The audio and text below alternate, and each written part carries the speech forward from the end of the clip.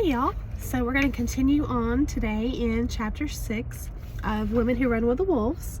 And if you're jumping on new to the channel, we're looking at this book through the lens of you're rebuilding your life after narcissistic abuse. So how to become more discerning in life, how to choose who you allow in your inner circle, and just all the good things that come with rebuilding your life.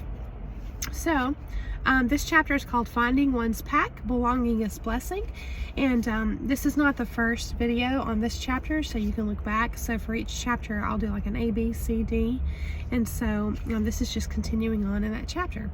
And the section we're going to start at today is called The Strong Mother, the Strong Child, which is refreshing because up until now it's been talking about the issues, you know, and you can look at mothering as she talks about in this chapter as both your real experience with your mother in your childhood, how that went, the impression it made on you, the conditioning that resulted in you becoming the adult that you are today. And then you can also look at it from the lens of the internal mother in your psyche. So that's what she talks about here. And I'm still getting over this cold, so bear with me, please. The Strong Mother, the Strong Child. I'm going to open this by reading a little bit direct out of the book for you. It says, the remedy is in gaining mothering for one's young internal mother. This is gained from actual women in the outer world who are older and wiser, and preferably who have been tempered like steel. They are fire hardened for having gone through what they have gone through. Regardless of the cost, even now, their eyes see, their ears hear, their tongues speak, and they are kind. So it reminds me of that old quote, and I'll drop it in the description because I try to say it exactly here, I'll butcher it. But it's from the Velveteen Rabbit, I believe, and it talks about how it takes a long time to become real, and usually by the time you're real, you know, your hair's falling out and your skin's wrinkly and all that. So and I don't think that's in reference to a narcissist. We all know that narcissists are intentionally not real. They intentionally wear a mask for the purposes of deception and for their own selfish gain, right? So I'm not talking about that, but you know, we're all constantly growing and learning. And I think that as we do that throughout life, we become the best versions of ourselves. And I think that that's what I'm thinking of with this quote. And also when it talks about here, she says, regardless of the cost, even now their eyes see, their ears hear, their tongues speak. So they trust themselves at this point. They're grounded, they're sure of themselves. They've had enough life experiences that they know what they know. They're not going to be easily deceived. They're not going to be shaken. And it says, and they are kind. So despite having gone through all the challenges in life, they have held on to their love in their heart, their that beautiful spirit that God puts inside of us that isn't resentful. You know what I mean? So I think that's really cool. It says, even if you had the most wonderful mother in the world, you may eventually have more than one. This is interesting. And I agree. As I have often told my own daughters, you are born to one mother, but if you are lucky, you will have more than one. And among them all, you will find most of what you need.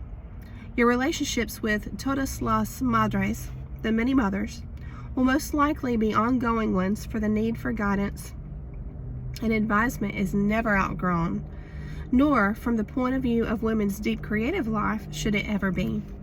And so it's just talking about that community, you know, and I feel like that's something that a lot of us have lost today, just in modern times with the way it is. I think we've lost the richness and closeness of what that kind of community can really offer us, especially like in this regard. She's talking about young mothers, you know, and experienced mothers. And I want to back up here and point out something. it says the remedy, this is the very beginning of what I read to you because I want to talk about it. The remedy is in gaining mothering for one's young internal mother. That's the remedy, right? This is gained from actual women in the outer world who are older and wiser, and preferably who have been tempered like steel.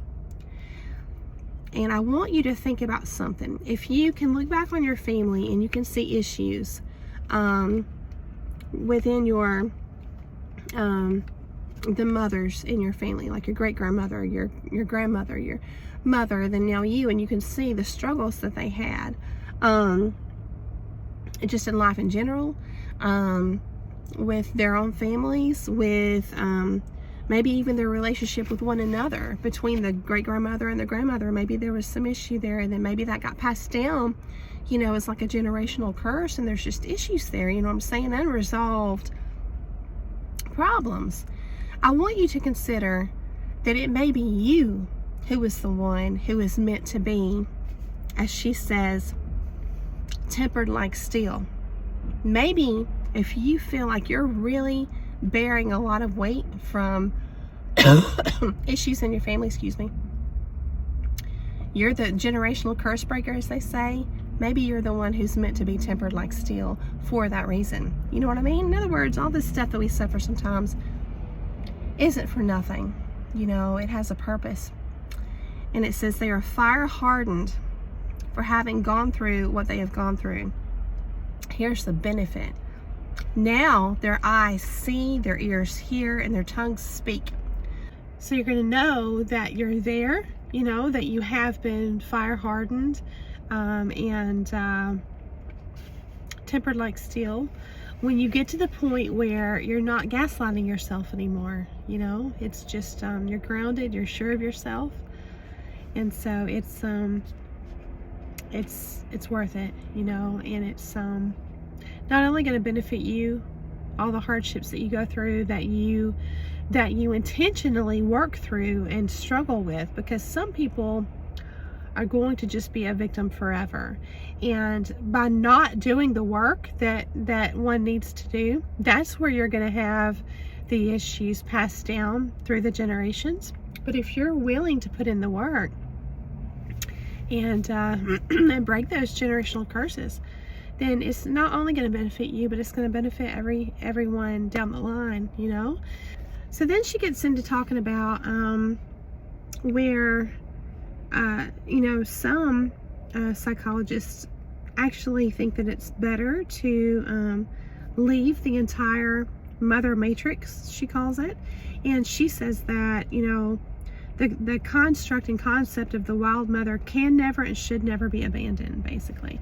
So she's tying this now in, this internal mother, it sounds like she's tying it in, calling it the wild mother, back to you know, some of the stories we've already read, you know, so a La Loba and Wild Woman. So it says, rather than disengaging from the mother, we are seeking a wild mother.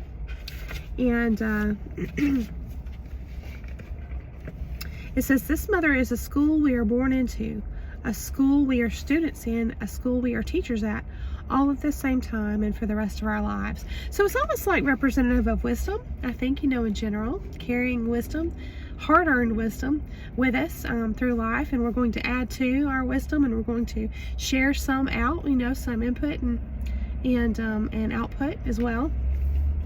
It says, but what shall we say for the woman who truly has an experience of destructive mothering in her own childhood? Of course, that time cannot be erased, but it can be eased. It cannot be sweetened up, but it can be rebuilt strongly and properly now. It is not the rebuilding of the internal mother that is so frightening to so many, but rather the fear that something essential died back then, something that can never be brought back to life, something that received no nourishment. For psychically, one's own mother was dead herself.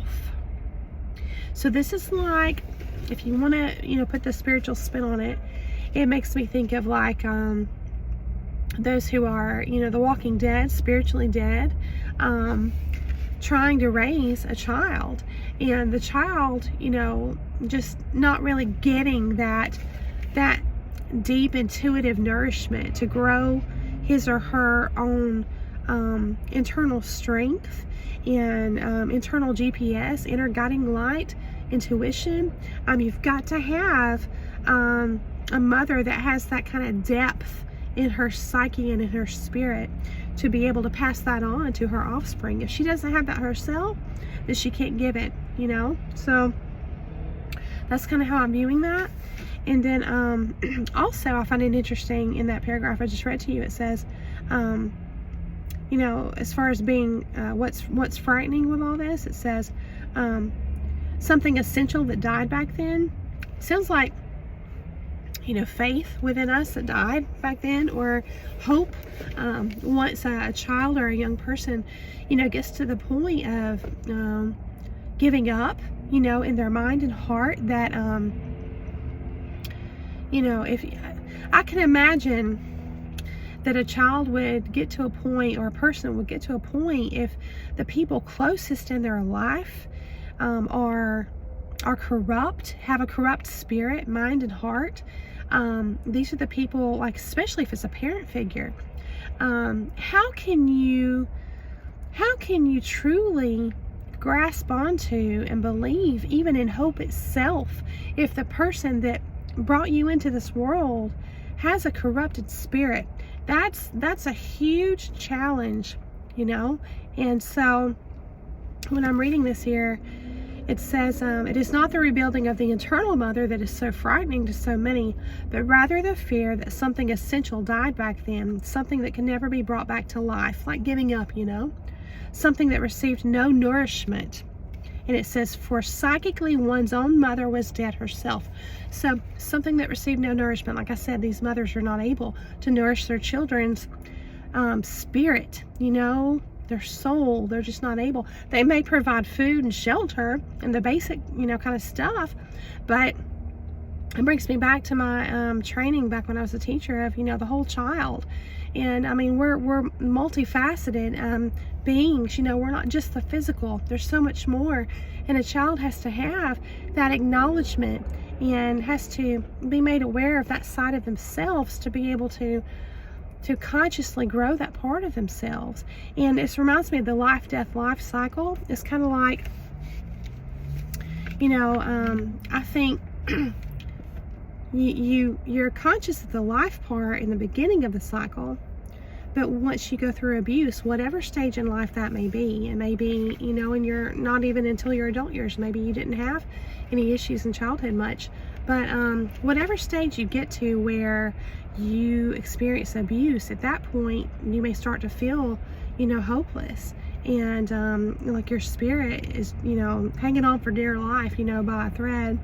And it just reminds me of dwindling hope that there really is life beyond the death part. The death of the ego really is what it is. And to go through that as a child is unfathomable, yet many do it. Many experience it. And I think there can be layers personally,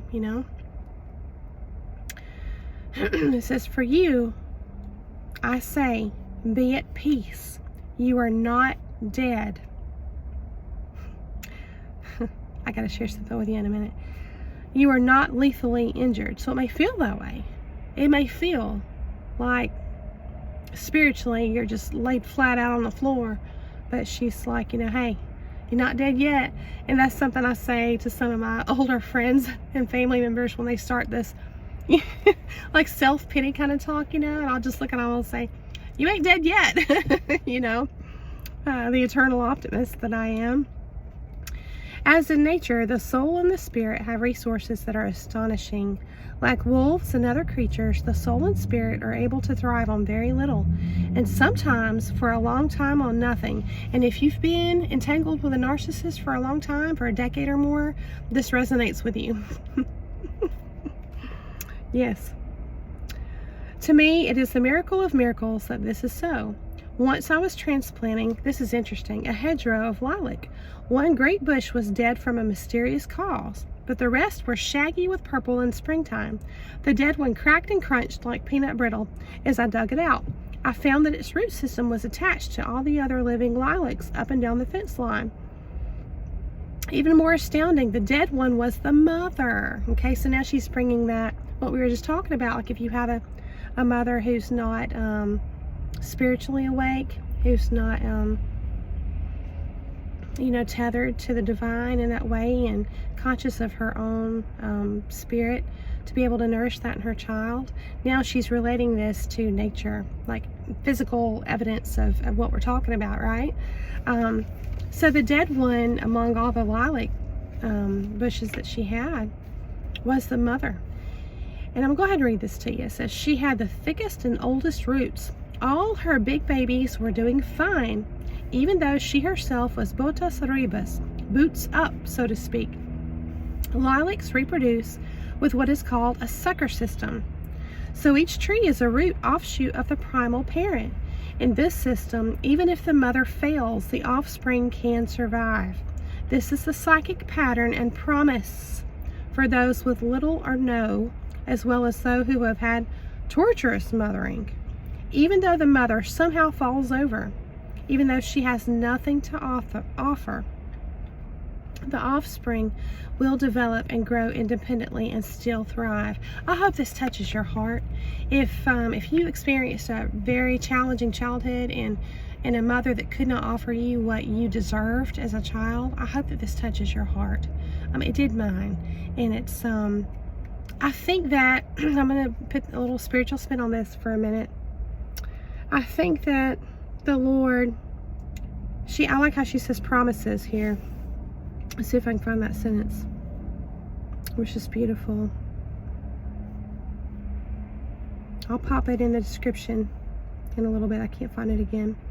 But I believe that she talks about the promise. There are exceptions. I think that, some go through so much spiritual, mental, emotional abuse, torture, that they can't make it. They can't pull through. But you can if you just hold on and have faith. And so I don't know what stage you're in right now, what brought you to this channel, but again, my focus is on rebuilding your life after narcissistic abuse. But I know that there are some that are going to come across these videos who are still in the thick of it, and I just want, if that's you, I just want you to hang in there, because there truly is life to come. There's more life to come. You're here for a reason. Don't give up. And to have to suffer even neglect, even just not even having loving support from a non-corrupt parent, it's hard. There really are no words, but sometimes you have to be your own champion. And a lot of times that starts with breaking the conditioning that you have once you become aware of it. So see, education is power, right? Once you become aware of that conditioning, sometimes it starts with breaking that conditioning by stopping gaslighting yourself, by truly trusting your own eyes and ears, and against what someone's trying to brainwash you with and to make you believe. That goes against what you're living and experiencing yourself. So you got to get strong and grounded in yourself and in your own life experience. It is valid. Even if there's no one there to validate it, it is valid. Sometimes you have to be the one to validate it for yourself, So, but I just thought that was a beautiful story about the lilacs. So the next section is called Bad Company. I'm going to read a little bit to you. The ugly duckling goes from pillar to post, trying to find a place to be at rest. While the instinct about exactly where to go may not be fully developed, the instinct to rove until one finds what one needs is well intact. Yet there is a kind of pathology, sometimes in the ugly duckling syndrome. One keeps knocking at the wrong doors, even after one knows better. It is hard to imagine how a person is supposed to know which doors are right doors if one has never known a right door to begin with. However, the wrong doors are those that cause you to feel the outcast all over again. It makes me think about sometimes we have to learn what love isn't before we learn what love is. This is the looking for love in all the wrong places response to exile. When a woman turns to repetitive, compulsive behavior, repeating over and over again a behavior that is not fulfilling, that causes decline instead of sustained vitality. In order for her to salve her exile, she is actually causing more damage because the original wounded state is not being attended to, and she incurs new wounding with each foray. And I feel like that's a big difference in a narcissist and a non-narcissistic person. A narcissist is going to be on the run from their problems their whole life. They're going to be looking for temporary salves, as she says here. Anything just to patch up and move on. But more than that, they're also very corrupt in their heart. It's like, as part of that making do and getting through life, scraping by mentality, that lack mindset is part of all that. They're willing to step on and bulldozer anybody that they can take advantage of, exploit, and they do this through lying and manipulation and even more criminal type activity. So but the difference is, a non-narcissistic person is going to try to become as conscious and aware of the areas within themselves and in their life that they need to repair and improve as much as possible. So that's the difference, I feel like. One of the main differences. They're also not going to be living dishonestly and taking advantage of people. So then she just goes into, she says, the solution is to tell the truth about your wound. Admit it. That's real strength right there. To admit the hard things. You know what I'm saying? Not beefing up your muscles. And not that that's bad or anything. It's good to take care of your body. It's your temple. But if that's where you find your meaning, is in the external, and being proud of that at the exclusion of the really important parts of yourself, then and doing this as a means to fool yourself and gaslight yourself that there are no issues to work on, that's not strength. So you can wind up with somebody who's buff and looks physically strong and may really be physically strong, but spiritually, emotionally, and psychically very weak. And so that's where I the lens I look at real and true strength with. So she says, tell the truth about your wound, and don't pack whatever is easiest or most available into the emptiness. Hold out for the right medicine. You will recognize it because it makes your life stronger rather than weaker. Okay. The next section is called Not Looking Right, and this is interesting.